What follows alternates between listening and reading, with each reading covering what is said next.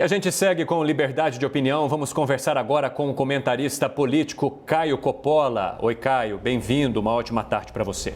Igualmente, Evandro. Prazer tê-lo aqui. Boa tarde para a Rita, boa tarde para o espectador da CNN. Caio, eu quero começar falando sobre essa medida provisória que impõe um novo prazo e diferentes condições à Anvisa para conceder o uso emergencial de vacinas, que precisa ser sancionada pelo presidente Jair Bolsonaro para então ter validade. O projeto, como a gente já viu em relatos dos próprios diretores da agência, incomoda, porque, inclusive, eles já pensam em levar esse caso para o Supremo Tribunal Federal. O principal entrave está relacionado àquele prazo. Atualmente, a Anvisa tem 10 dias para analisar os pedidos. Agora, com a MP, o prazo seria, então, de 5 dias para essa autorização. O presidente Bolsonaro disse à CNN que vai consultar ministros e o corpo técnico do governo para tomar uma decisão. Para a Anvisa, a MP retira o papel técnico da agência, pois não permitiria uma análise em prazo adequado e obrigaria a aprovação dos imunizantes. Lembrando que essa medida provisória facilitaria a entrada de vacinas como a russa Sputnik V e também a indiana Covaxin. Caio, eu quero saber de você qual que é a sua avaliação sobre essa medida provisória e se a decisão de uso emergencial deixaria de ser técnica para ser política. É um tema bastante complexo, né? A pauta da vez, né, Evandro? Então vamos começar aí recapitulando os fatos, né? Então, originalmente, a medida provisória 1003, ela tinha como escopo autorizar a entrada do Brasil naquele consórcio global, o COVAX Facility, né, que é coordenado pela OMS, Organização Mundial da Saúde. Essa é uma iniciativa, né, que ela integra a indústria farmacêutica ao governo aí de mais de 150 países, aí, incluindo os confirmados ou países interessados também, né, e visa o desenvolvimento das vacinas contra o novo vírus e um acesso aí um pouco mais igualitário, né, a esses imunizantes por todas as nações participantes do consórcio. Então, aderir a esse consórcio facilita o acesso a um portfólio de vacinas de diferentes fabricantes em condições negociadas em bloco, portanto, assim, teoricamente mais favoráveis, né? No caso do Brasil, a gente tem algumas vantagens em relação aos outros países. Então, a gente está entre as 10 ou 12 grandes economias do mundo, né? E a gente conta com a 6ª maior população do planeta. Então, é um enorme mercado consumidor. Então, isso já facilita a negociação de acordos comerciais bilaterais vantajosos e diminui a nossa necessidade de recorrer aos organismos multilaterais para a gente ter um lugar privilegiado na fila, vamos dizer assim. Outro ponto, os acordos, né, que foram firmados até agora pelas autoridades brasileiras com os laboratórios internacionais, eles contemplam transferência de tecnologia, o que permite a produção das vacinas no Brasil. Isso via Instituto Butantan e via Fundação Oswaldo Cruz. Assim, a tendência é que o nosso país, ele caminhe para a autossuficiência na vacinação contra a Covid-19 já agora em 2021. E é importante destacar, né, que segundo a Our World in Data, né, que é uma iniciativa ligada aos cientistas da Universidade de Oxford, embora o nosso país ainda seja o 45º em termos proporcionais, o Brasil é hoje o 7º país que mais vacinou no mundo, em termos absolutos. A gente só perde para Estados Unidos, China, Índia e Reino Unido, que a propósito, né, são os países que detêm a tecnologia e a produção, né, dos imunizantes, e Israel e Emirados Árabes. Hoje a gente está contabilizando 3.500.900.000 doses aplicadas. Gente, isso é mais que a Alemanha, é mais que a França, mais que a Itália, mais que a Espanha, mais que Portugal, mais que o Canadá. Na verdade, a gente já vacinou mais do que o dobro da soma de todos os países da América do Sul. Então, isso, sob qualquer aspecto, atesta, né, uma razoável eficiência do Programa Nacional de Imunização em comparação com as demais nações aí pelo mundo afora. E claro que a gente está muito longe do necessário para debelar a pandemia e mais longe ainda do que seria ideal, mas ignorar a relevância dessas estatísticas, sair veiculando para o público um cenário falso de caos, de colapso e de negligência, isso é pura desinformação, geralmente ligada a uma imprensa que parece ter desistido de reconquistar a sua própria credibilidade. Portanto, a situação, embora ela seja séria, ela está sob controle. E o consórcio COVAX Facility, né, o nome técnico, inclusive, é outro, né, Instrumento de Acesso Global a Vacinas Covid-19, é menos uma boia de salvação e muito mais um seguro, é muito mais uma garantia caso as alternativas já negociadas fracassem ou haja atrasos imprevistos por razões alheias à atuação das autoridades nacionais, como pode acontecer e como já aconteceu tanto no caso dos insumos para a vacina da Oxford Fiocruz, como no caso dos insumos para a vacina da Sinovac Butantan. O que também ocorreu na Europa com as entregas da Pfizer, a gente acompanhou isso. Então, escassez de recurso, pessoal, os problemas de logística, esses são desafios globais, não é uma questão meramente nacional, fruto de uma suposta incompetência crônica das autoridades do governo, como faz parecer o jornalismo militante, que omite ou que tira protagonismo de todas as notícias que são alvissareiras e de qualquer dado que seja positivo. Mas vamos voltar aí para a medida provisória 1003, cujo objetivo original era o quê? Era promover a adesão do Brasil ao instrumento de acesso global de vacinas Covid-19. Pois bem, essa MP ela chega ao Congresso Nacional com 1 página e 4 artigos, isso em setembro de 2020. Mas o texto volta para a sanção presidencial agora, fevereiro de 2021, mais de 4 meses depois, com múltiplas páginas e 12 artigos, o triplo do documento enviado para o Congresso. E entre esses vários dispositivos, há artigos sem qualquer relação com o objeto original da medida provisória, que é a participação bem-vinda do Brasil no consórcio COVAX Facility. Então, vamos deixar bem claro, mas bem claro mesmo para o espectador, o que está acontecendo aqui. O Congresso Nacional se aproveitou de uma matéria urgente e consensual para legislar arbitrariamente sobre questões sanitárias, sobre as quais, como bem disse a Rita, não entende e faz questão de não entender. Não é a primeira tentativa, vou repetir, não é a primeira tentativa do Congresso de baixar as exigências sanitárias, de relativizar a soberania nacional e de esvaziar as atribuições da Anvisa. Olha só, o senador mineiro, o Antônio Anastasia, ele já havia proposto uma emenda à Lei Federal 14.006, obrigando a Anvisa a expedir lá os pareceres em apenas 72 horas. Imagina isso, o órgão tem 3 dias para analisar, aspas, quaisquer materiais, medicamentos, equipamentos e insumos da área da saúde sujeitos à vigilância sanitária. Isso, claro, os materiais que tivessem sido aprovados por uma das 4 agências estrangeiras consideradas como referência regulatória no mundo: a agência americana, a agência da União Europeia, a japonesa e a chinesa. Então, segundo essa lei, na ausência de manifestação da Agência Nacional de Vigilância Sanitária brasileira, a autorização é concedida automaticamente, naquela lógica do quem cala consente. Então, você imagina o absurdo que é aprovar medicamentos, que é aprovar equipamentos de saúde, sem qualquer revisão das autoridades técnicas brasileiras. E pior, a interpretação original dos parlamentares era de que a redação dessa lei já contemplava o quê? As vacinas. Mas a Anvisa conseguiu contornar essa rebeldia sanitária, essa tremenda irresponsabilidade dos deputados e dos senadores, alegando que pelo texto da lei, o prazo de 3 dias, de 72 horas, só seria válido para produtos efetivamente registrados pelas agências estrangeiras e não para aqueles produtos autorizados em caráter emergencial, como é o caso de todas as vacinas da Covid-19.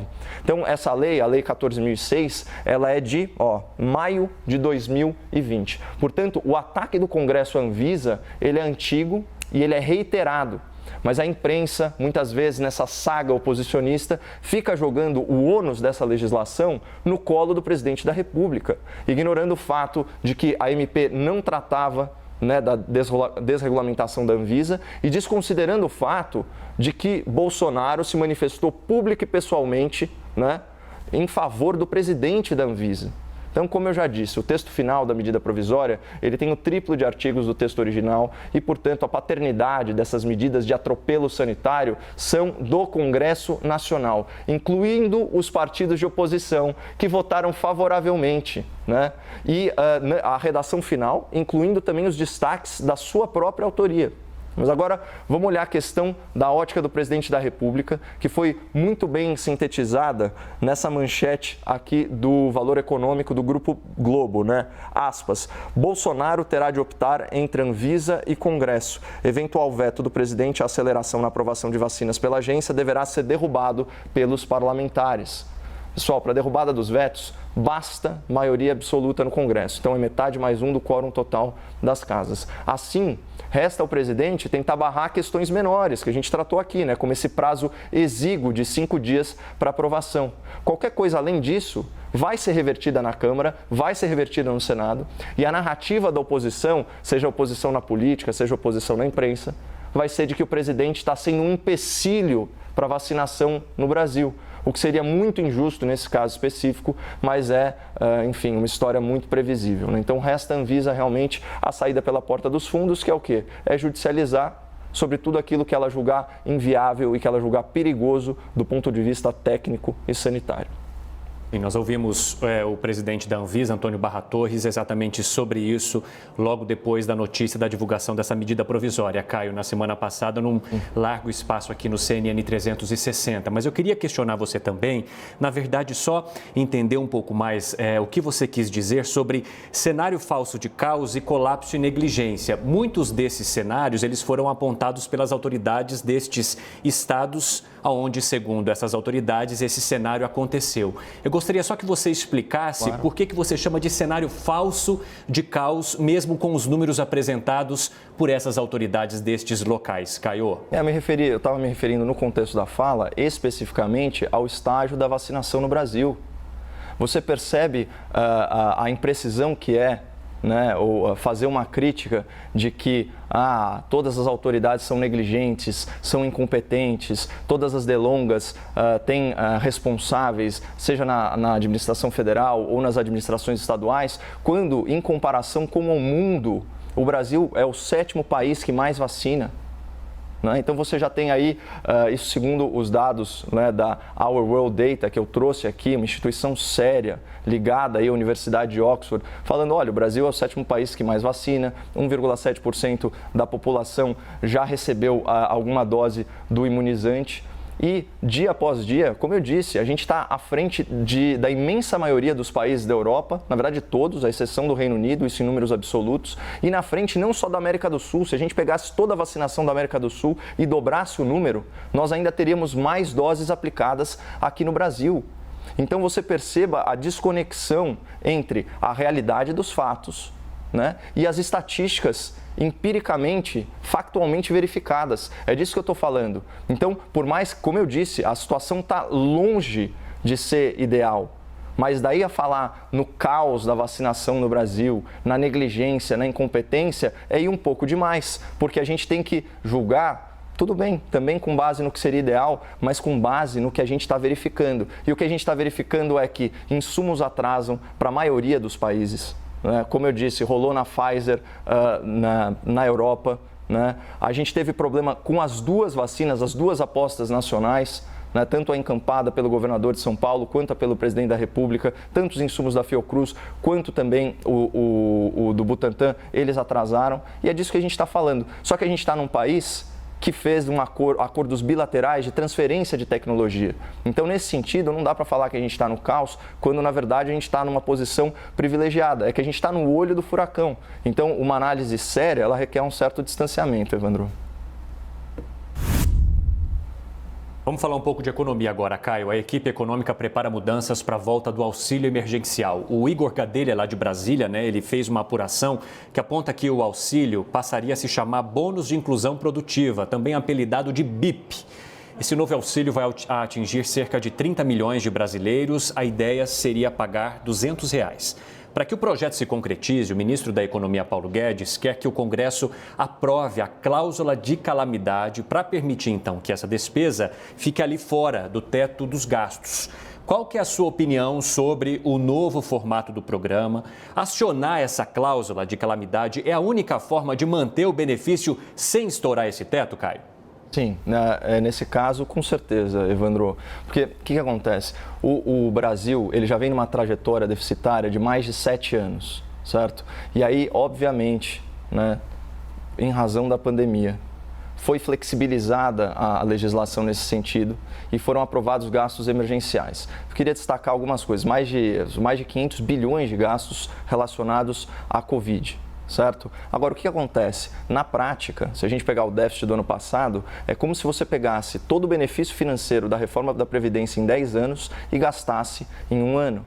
Vamos lembrar, que se a gente considerar só os números aí do auxílio emergencial efetivamente pago, então na ordem aí de 325 bilhões de reais, isso é equivalente a mais de uma década do programa anterior de transferência de renda, que é o Bolsa Família, que, aliás, já está previsto no orçamento desse ano, com acréscimo de 18%, de mais de 5 bilhões de reais. Então a gente já tratou disso aqui. As famílias mais vulneráveis que eram contempladas por esse programa, não só permanecem no programa, como vão passar a serem remuneradas por um patamar inédito que é acima de R$200 ou R$200 para cima na média. Tá? Então, esse é o primeiro ponto. O segundo ponto são algumas falácias relacionadas à crise na pandemia aqui no Brasil, que, para surpresa dos especialistas, né, o Brasil foi muito mais resiliente. Eu vou ler aqui só um trecho, né, sobre a PNAD Covid-19. Né? Então, o que ela estabeleceu? Isso é uma análise do IBRE, da Fundação Getúlio Vargas,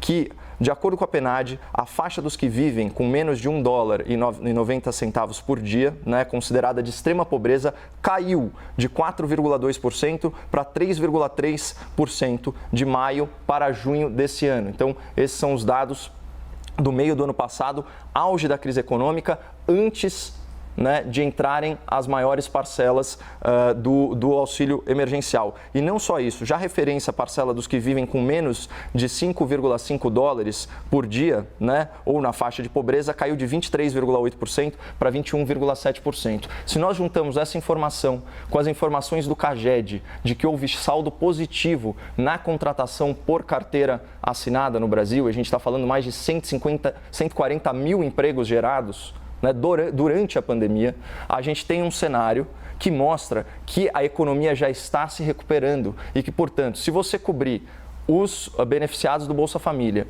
e subsidiariamente oferecer um outro programa, como é o caso do BIP, né, para as outras 30 milhões de pessoas, você já tem uma salvaguarda em termos de bem-estar social e de assistência social para que o país continue andando e a gente não abandone aí os nossos compatriotas menos favorecidos.